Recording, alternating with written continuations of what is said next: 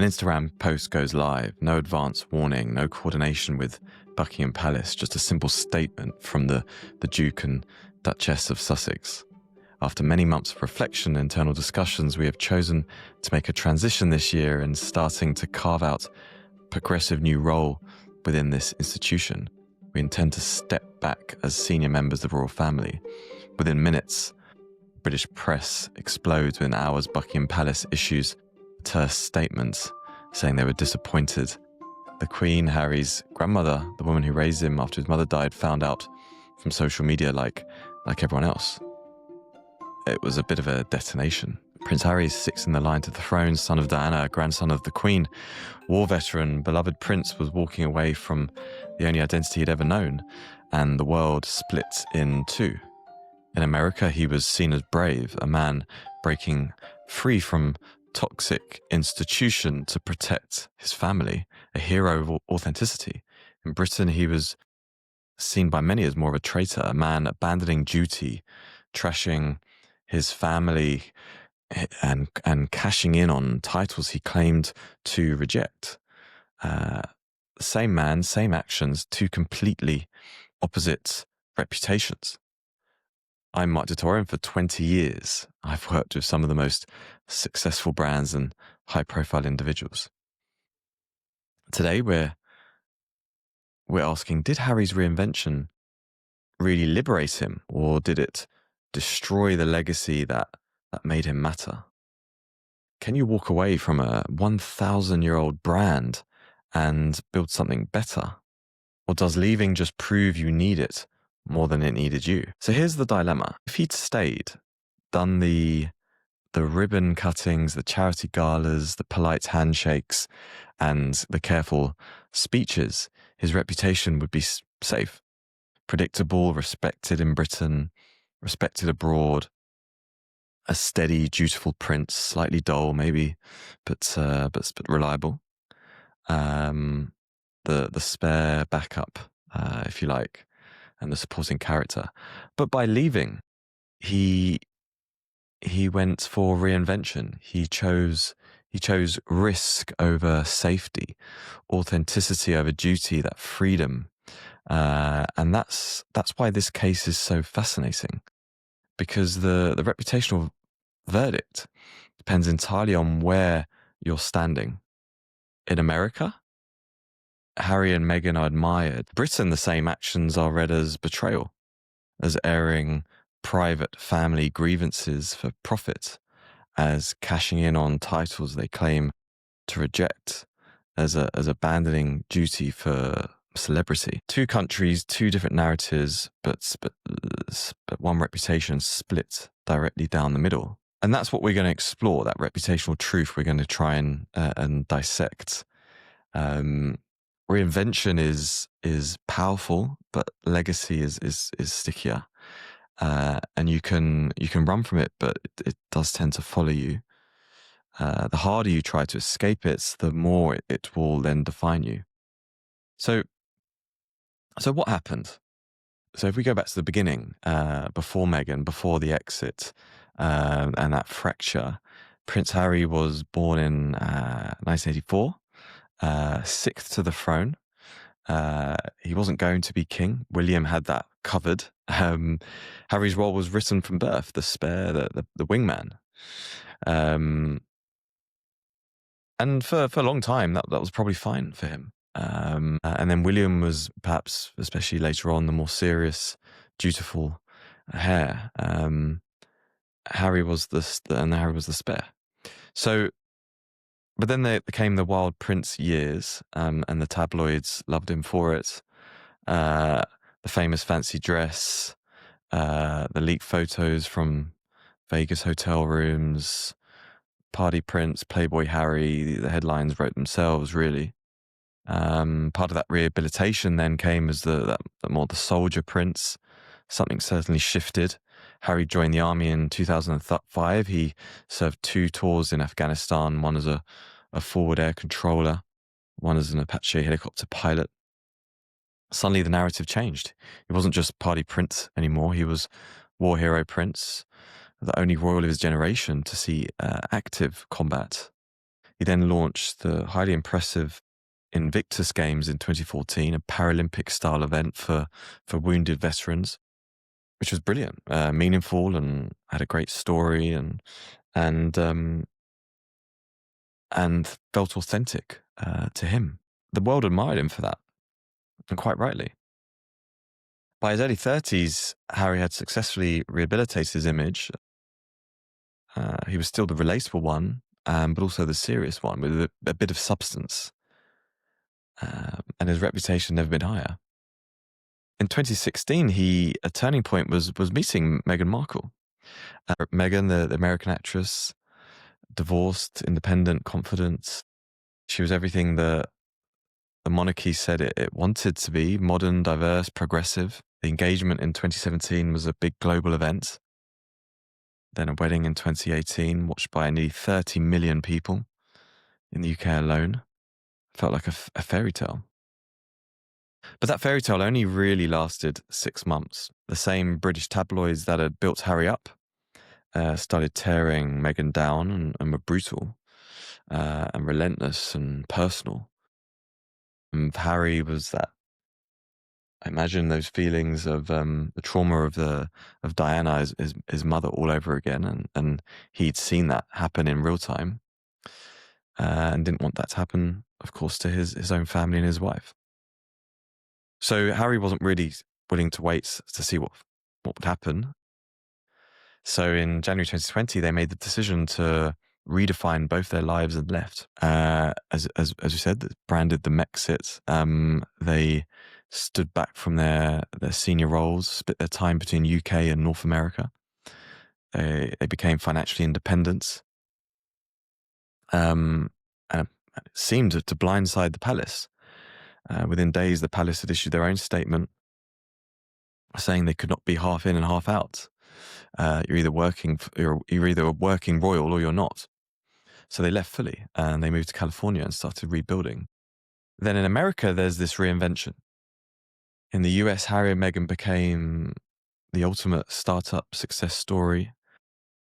Started Foundation, Netflix deal worth reportedly $100 million, include docuseries, documentaries, content production, Spotify deal, reportedly at $25 million. Meghan had a podcast, various magazine covers, Invictus Games, continued. The American dream, two people breaking free from that stifling institution to build their own empire. And Silicon Valley loved them. Hollywood loved them. And of course, then the Oprah interview. But in Britain, it was different. Those similar moves looked very different. It came across as cashing in. They left the royal family for privacy, but were doing a lot of media work. You'd argue even more high-profile media work in the US. They're also bad-mouthing the family at various stages. Felt like they were airing grievances in public. At least that's how the British press portrayed it. This whole never complain, never explain went out the window. But then they kept their titles. They left the institution, but still used Duke and Duchess of Sussex. And the press definitely went all in. Then in March 2021, the Oprah interview, which apparently aired to a global audience of 50 million. Meghan spoke about experiencing racism within the institution, about a conversation where a family member allegedly questioned her son, about feeling suicidal and denied getting the proper help and support from the palace. Harry spoke about feeling trapped, about history repeating itself. In America, this stuff is powerful, is raw, and is seen as brave. They were the underdogs taking on faceless, outdated institution. But in Britain, it's a betrayal.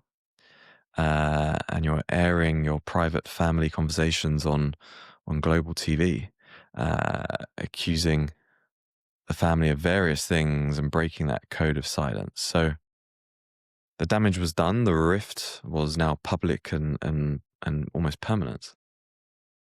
Then in 2023, Harry's memoir came out, sold 3.2 million copies, interviewing on every major network. uh, and the content again was very divisive. He detailed private fights with William, but in America, it was that story of survival, of trauma, of a man trying to make sense of a life lived in the shadow of tragedy. Uh, but it came across very differently in the UK. And I think the media aren't, they're certainly not neutral. They are the architects of lots of this, as you'd expect.